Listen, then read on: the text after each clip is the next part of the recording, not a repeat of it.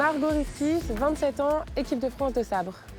Bonjour Margot, alors vous êtes née et vous avez grandi à Paris et puis finalement vous êtes ici au club de Gémenos. Oui, alors le club de Gémenos, c'est vraiment mon club d'adoption.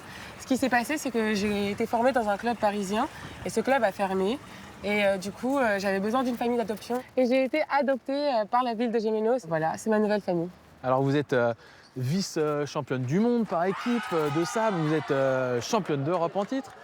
La route vers les JO, elle est toute tracée ou c'est plus compliqué que ça? Alors j'aimerais bien qu'elle soit toute tracée, mais c'est jamais sans embûche. Donc il faut réussir à performer en individuel. Au niveau de la technique, de la stratégie, je suis à jour. Mais finalement, je crois que ce qui me fait un peu défaut, c'est cet enjeu olympique qui pèse et qui fait que quand je prends mes décisions sur mes touches, j'ai beaucoup plus de pression que ce que j'avais par exemple sur l'année dernière. Comme tous les escrimeurs, Margot Rifkis s'entraîne à l'INSEP à Paris. Elle profite d'un rare passage dans son club de Gémenos pour nous présenter sa discipline, le sabre. Alors, notre particularité, c'est que c'était une arme de cavalerie. Donc elle était pratiquée à cheval et on peut toucher tout ce qui est au-dessus des hanches. Donc la partie grisée et les jambes ne comptent pas. Et ensuite, il y a 3 armes olympiques, donc le sabre, l'épée et le fleuret. La nôtre, c'est une arme de tranchant. Donc on peut toucher avec toute la partie de la lame et la pointe, alors que les 2 autres armes, on touche seulement avec la pointe.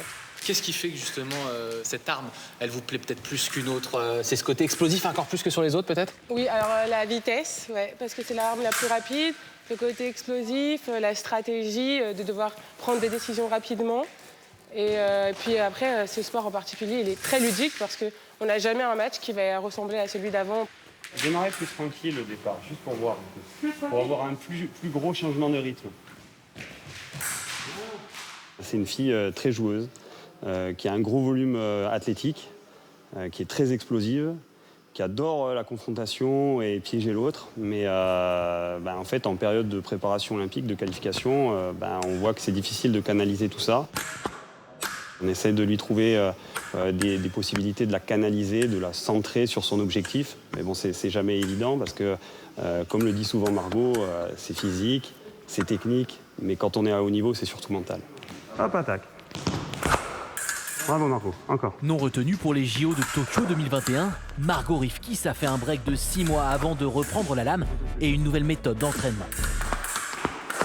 En parallèle de sa préparation olympique, la coach sportive a lancé son entreprise et vient de reprendre les cours pour mener à bien son projet. Je me suis spécialisée sur le public senior et j'ai eu un coup de foudre pour ce public.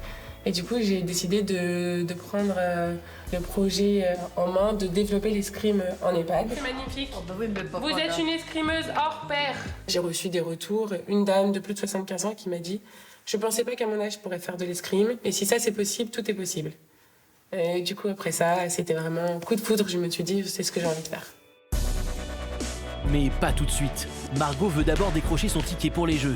Et pour cela, il lui faudra au moins réaliser une grosse performance lors des 3 prochaines Coupes du Monde.